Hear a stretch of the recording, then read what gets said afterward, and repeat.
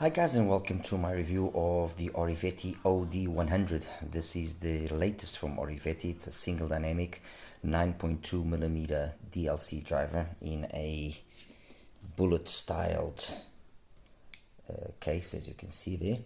And it comes from a company that has been around since 2015, and ORIVETI strikes me as a company that has always been very much aware of how tough the market is. So they don't, at least my contact with them is a contact which shows me that they're not a company that just launches products for the sake of launching products. They launch a product when they are confident and sure that that product is able to perform properly and be competitive, at least with regards to that performance side of things. Price is not always the most competitive of ORIVETI products, but then again, when you are trying to make something unique, something exclusive, price is something which kind of falls into a second plane. They compensate that, or well, that's not they compensate, but they make sure that for the price you are getting a beautifully built product, well accessorized. And you can see it from anywhere from the OH300, which is a 1+2 hybrid, to the O800, which is an 8BA, which there's also the OV, which has the same 8BAs but with switches. They are very well built, very well accessorized. The OD100 is a take on a completely different price bracket that they've been given us products at. It's priced at $69, so it competes straight away with that price bracket where you have things as, like, for example, the SIMGOT EA500, which is $79. You've got the Wizard HE10, which is $69 as well. You have the 10 HiFi T2 DLC, which has been around for a little bit longer, but this is $59. So at $69 it competes with this kind of level of products. All right, anyway, this is the box. Simple, nothing, nothing fancy in the sense of no waifus, nothing. It's very classy, very nicely presented. You take away the sleeve and put it over there, and you open it up, and inside, once you lift up this initial lid, you have the case over there, which I'll show to you in a second. Cable comes inside of that little box over there, and then you have tips, which I am actually using these stock tips because they are pretty decent and they work quite nicely. You have these ones which are like kind of imitating or similar to the tips that LITZ also uses. Okay, so you have these tips here.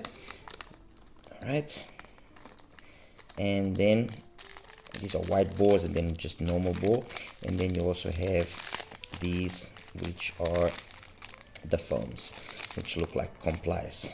All right, so tips, no issues there, nicely accessorized in terms of the tips.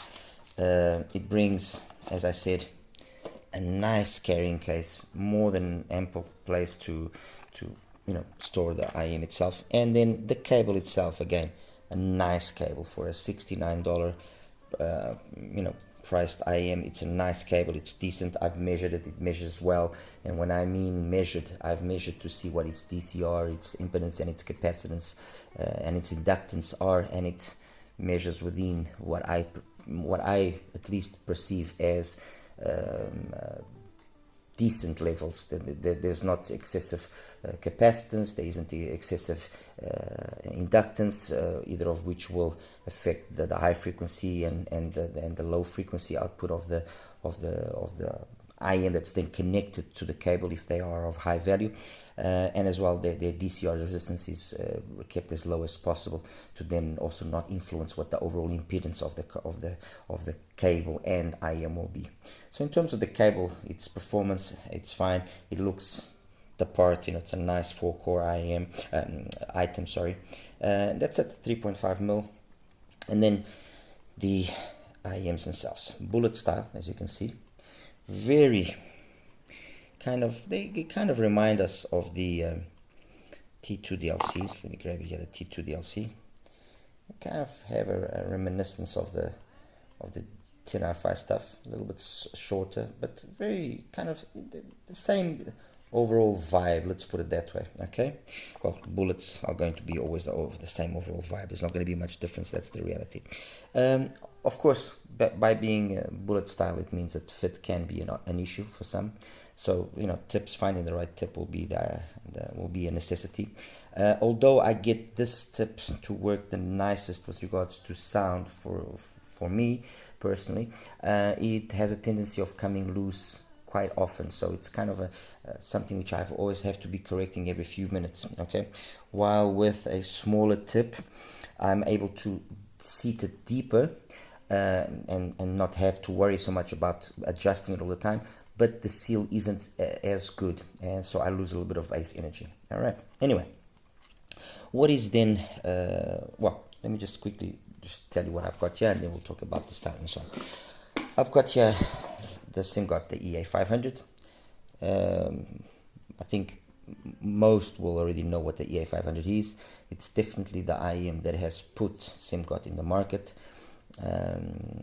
DLC driver, very well tuned, some detachable nozzles that you can obviously swap around to adjust the sound more towards what you like. Graphically, they seem to be lean on the bass, but I beg to differ. I've found them always more than capable of having enough bass to satisfy all of my music choices. And then super detailed, mids, upper mids and treble, loads of detail, everything always very clean, never harsh, never nothing.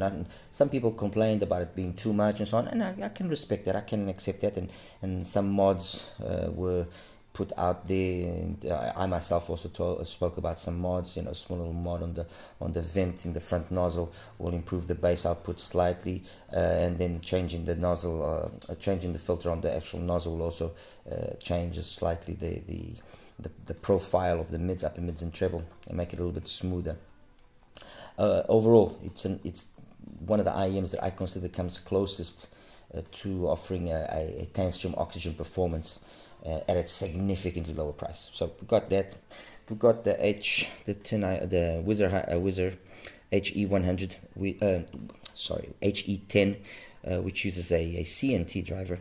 Also very nicely built IM, as Wizard always are, by the way.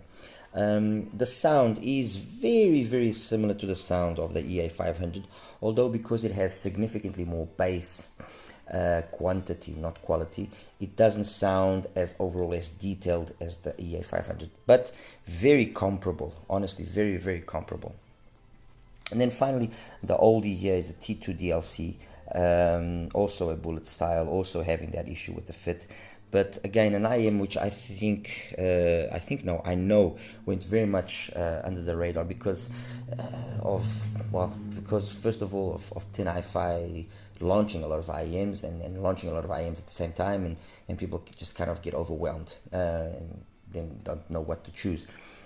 Fantastic bass, clean, quick, detailed. I mean, DLC driver, DLC.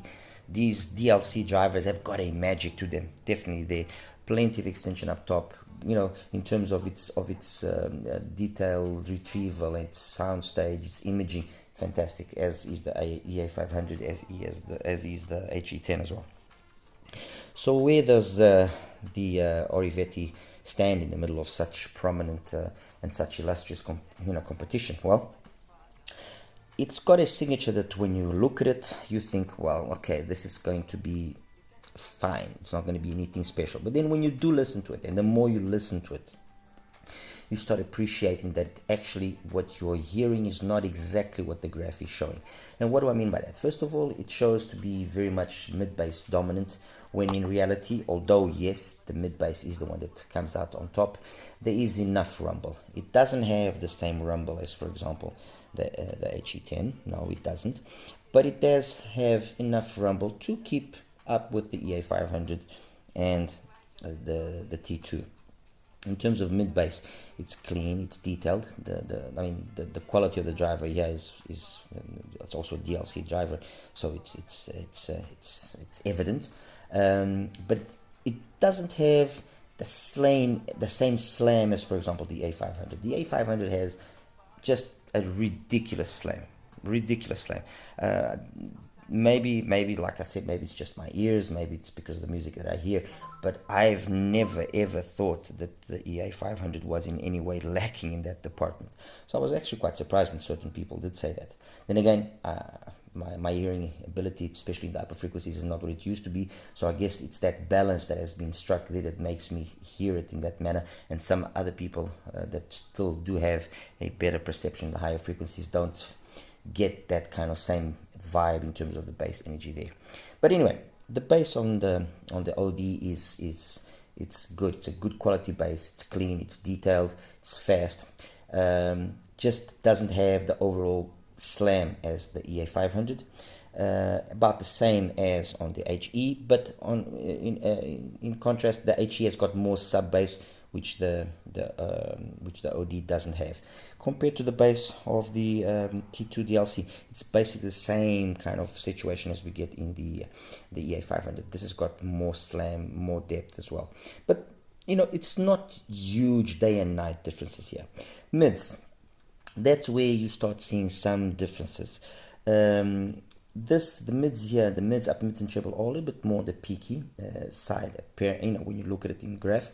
And when you hear it, you can get occasions where certain songs will seem to be not as linear, if that's the correct way of putting it. And the way you notice more is then when you obviously start cranking the volume and start scaling, and then you do notice on occasion certain songs, like for example It Feels So Good from Diane Reeves.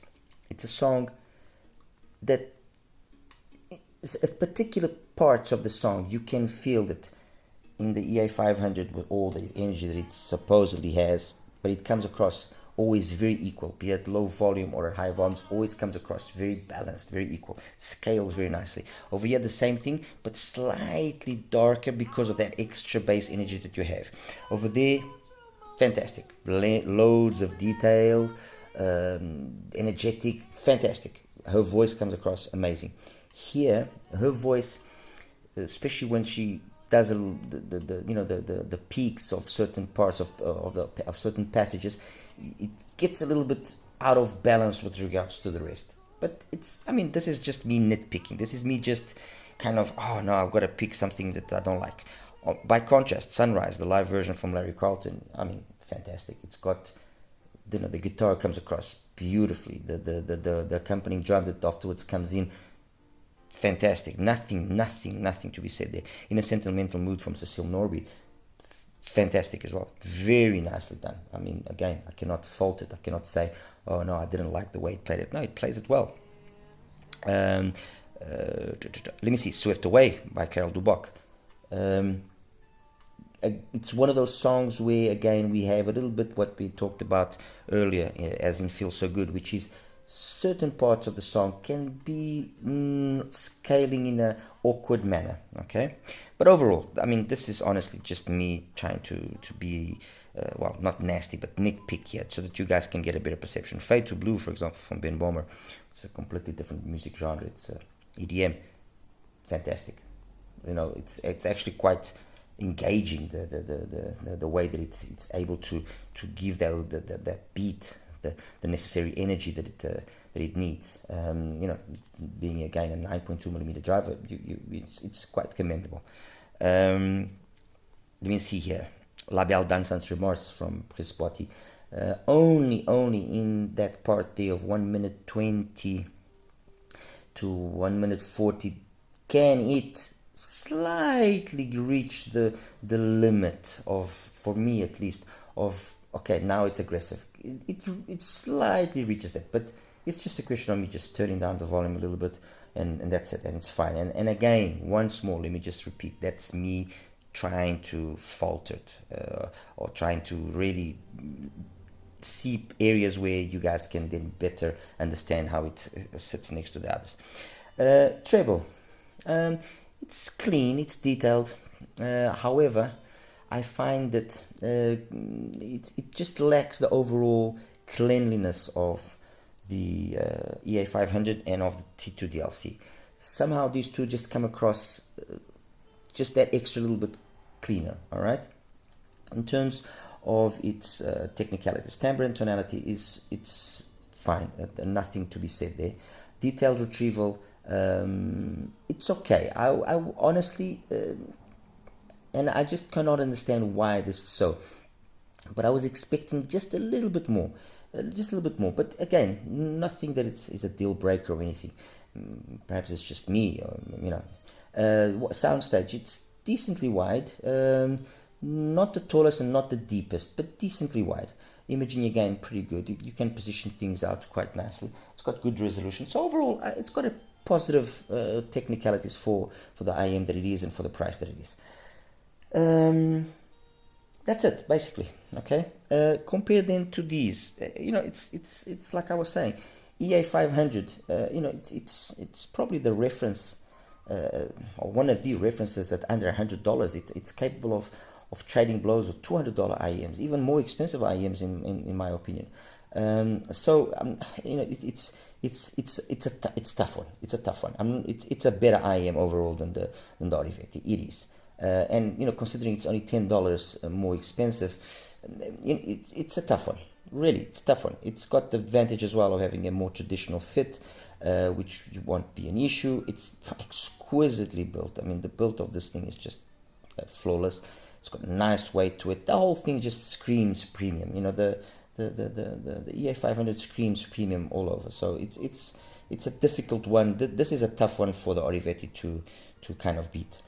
The HE10. It's capable of trading some serious blows with the HE10, to be honest.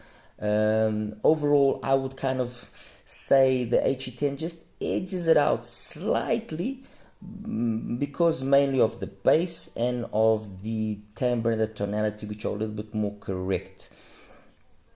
But honestly, the difference is very minimal. So, although I would say this edges it out, you could say, or some of you will probably say, it's about equal. And compared to the T2 DLC, it's not the same situation as with the EA500, but it's a tougher one for it to to beat or to lose to. There are instances where I definitely prefer the OD100 to the T2, but there are more instances that I prefer the T2 to the ORIVETI, and those are down to a cleaner upper end, the soundstage being as wide but taller and deeper, so it's got technically a little bit more ability than the OD, and the bass just sounds a little bit snappier, that's all. So there are things there which can justify me opting for the T2 DLC as opposed to the OD. Now, the reality is this, like I said in the beginning, the biggest problem of the OD, it's not really its performance, because although, yes, it does beat some in certain aspects, loses to others, and so on and so forth, that's me, my ears, my music. Somebody else listening to these 4 IMs will probably say something completely different. So it's a difficult one for me to sit here now and say, oh no, this is the best, that's the worst, and that's it, final, end of story. No, that's a difficult one to say. I think most will agree with me that the EA500 is a better IM. I think most people will agree with me with regards to that. I think as well most will agree with me that between the OD and the HE and the T2 DLC, it's going to be very much dependent on the user itself, who's the one that comes out on top. All right, but the reality is it's a nice IM, it's well built, it's got, the bullet style, which is a bit of an issue for some, but it's well built, it's well accessorized, plays well. It's just the price point. I mean, this is, I think, the biggest obstacle that most manufacturers face when they want when they enter particular price ranges. Either they miraculously come up with something which plays like a $1,000 IM, but it's priced at $50, which is unlikely to happen, or then they are basically going to give you the same flavor of what is available, but with just slight nuances here and there. And then it's down to preference. You like what you like your steak well done, medium rare. That's that kind of situation, but it's still a steak at the end of the day. All right. Anyway, guys. Show you now the graphs and we'll wrap it up after that. Take care. Hi guys, and welcome now to the graph section for the ORIVETI, the OD100. Let me just take away some of these other graphs here. Okay. This is the OD100, and by looking at it, you think to yourself, okay, all right, nice mid-bass thickness here, a little bit of a sub-bass roll-off, well, a significant sub-bass roll-off actually, and then a very prominent pinna gain. We're talking about 70 to 83, so a 13 dB pinna gain. The rest, it's okay, it's not bad. Some extension past 10k, you kind of think, okay, well, let's see how this is going to sound. And the reality, like I said during the review, when you start listening to it, it doesn't sound like it graphs. It sounds way more balanced. Okay, so let me start comparing it here with some of the stuff. T2 DLC, first one.